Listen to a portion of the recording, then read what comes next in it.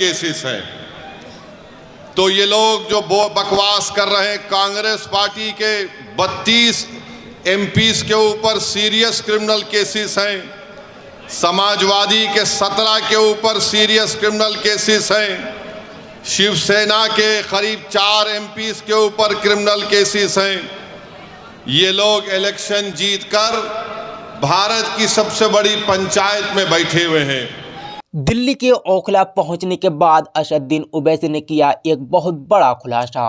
आपको बता दें, दिल्ली विधानसभा चुनाव इस समय जोरों शोरों से चल रहे हैं, जहां पर असदुद्दीन ओवैसी दिल्ली के ओखला विधानसभा पहुंचे और वहां पर उनके साथ इम्तियाज जलील और शोएब जमाई भी थे। वहीं वहां पर उन्होंने एक बहुत बड़ा खुलासा किया है, जिनका एक वीडियो बेहद ज़्यादा सोशल मीडिया पर वायरल है। उन्होंने बीजेपी हो, आम आदमी पार्टी हो, कांग्रेस हो, शिवसेना हो या कोई अदर पार्टी हो, उनके बारे में क्या कुछ कहा है, आप सबसे पहले उनका ये वीडियो देखें। केसेस हैं। तो ये लोग जो बकवास कर रहे हैं, कांग्रेस पार्टी के 32 एमपीज के ऊपर सीरियस क्रिमिनल केसेस हैं, समाजवादी के 17 के ऊपर सीरियस क्रिमिनल केसेस हैं, शिवसेना के करीब 4 एमपीज के ऊपर क्रिमिनल केसेस हैं। ये लोग इलेक्शन जीतकर भारत की सबसे बड़ी पंचायत में बैठे हुए हैं और जो कुछ नहीं किए उन पर झूठा एक मुकदमा लगाकर 5 साल से उनको जेल में रखकर अगर कोई तबसरा कर रहा है कि ये इलेक्शन क्यों लड़ रहे हैं, उन तमाम लोगों से मैं कह रहा हूं कि तुम चुल्लू भर पानी में डूब मरो बेशर्मो। भारत की पार्लियामेंट में इतने एमपी जीत कर आ रहे हैं कि एक पार्टी के एमपी के ऊपर सीरियस क्रिमिनल केसेस हैं। तुमको वो दिखाई नहीं देता क्योंकि जिसका नाम शिफा है, जिसका नाम ताहिर है, तुमको वही नजर आता। इससे तुम्हारी तंग नजरी का इजहार होता है। हम बराबर टिकट दिए, पहली मर्तबा नहीं दिए हैं, फिर से देंगे। अगर जो कोई सरकारें किसी के ऊपर जुल्म करेगी और नाहक उनको जेल में डालेगी, तो जमहूरियत का तकाजा ये भी है कि आप उन बेजुबानों की आवाज बने। मजलिस ने कोई गुनाह नहीं किया, बल्कि मजलिस ने अच्छा काम किया। और अगर कोई मुझे पूछेगा क्या कह रहे हो, तो क्या जॉर्ज फर्नांडिस के ऊपर बड़ौदा डायनेमाइट केस नहीं बुक हुआ था? बिहार के मुजफ्फरपुर से जेल में बैठकर जॉर्ज फर्नांडिस इलेक्शन जीते, तो इंशाअल्लाह ताला शिफा भी जेल में बैठकर ओखला का इलेक्शन जीतेगा और एमएलए बनेगा इंशाअल्लाह ताला।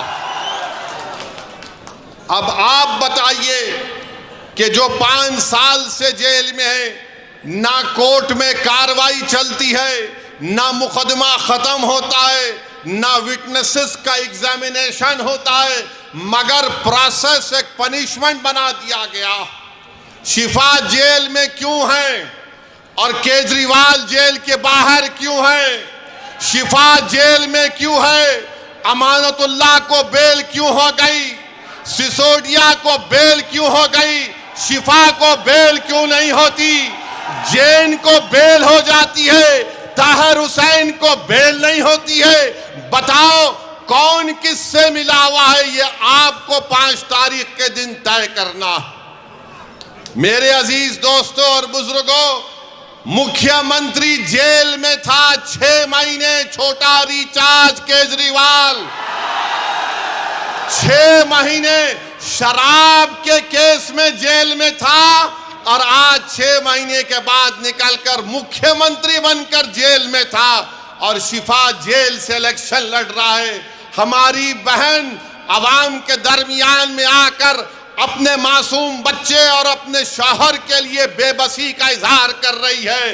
तो जनता को तय करना है, अगर केजरीवाल इलेक्शन लड़ सकता है और जीतने का दावा कर सकता है, तो ओखला की आवाम में अगर हमीयत है, और अगर ओखला की आवाम में हमीयत है, मुझे यकीन है, अगर आप में हरारत है, अगर आपके दिलों में एक बेदारी है, तो आपको 5 तारीख के दिन एक इनकलाब रकम करना पड़ेगा। इस देश में अगर केजरीवाल को बेल हो सकती है और इलेक्शन लड़ सकता है 6 महीने के बाद, तो शिफा को हम जेल में बिठाकर इलेक्शन जिताएंगे। ये जमहूरियत की कामयाबी होगी। तो दोस्तों, आपने देखा किस प्रकार से असदुद्दीन ओवैसी ने बीजेपी, आम आदमी पार्टी, कांग्रेस और अदर पार्टियों के एमपीओं को लेकर क्या बड़ा खुलासा किया है।